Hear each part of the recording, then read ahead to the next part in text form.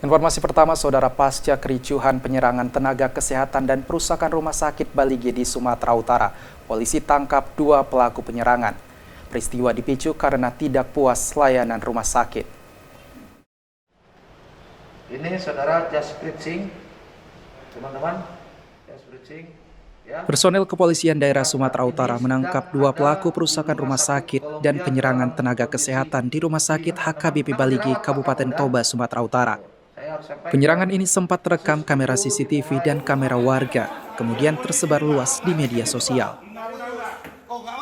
Kapolda Sumatera Utara Irjen Pol Panca Putra Simanjuntak mengatakan keributan tersebut diawali dari insiden kecelakaan yang dialami salah satu keluarga pelaku.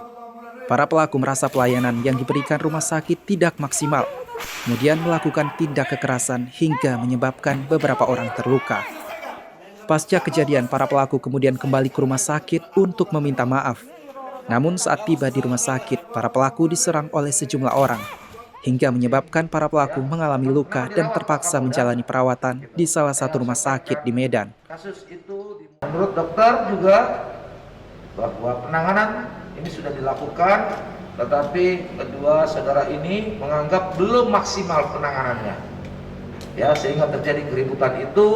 Dan pada akhirnya sebagaimana yang telah teman-teman lihat, itu menimbulkan keributan dan terjadi, saya melihat kejadian ada barang pembatas yang jatuh dan terkena pemukulan seperti itu, sehingga bisa dianggap itu perusakan kembali kepada masing-masing pihak.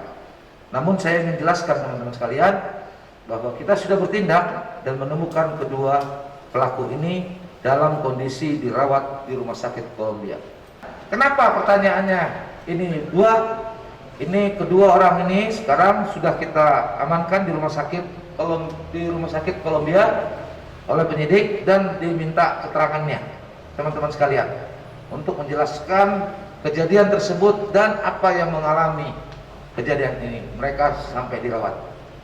Setelah kejadian tersebut, ternyata menurut keterangannya kedua orang ini, mereka datang kembali ke Rumah Sakit Umum Balige, HKBP Balige, untuk berupaya melakukan perdamaian, penyelesaian di antara kedua belah pihak.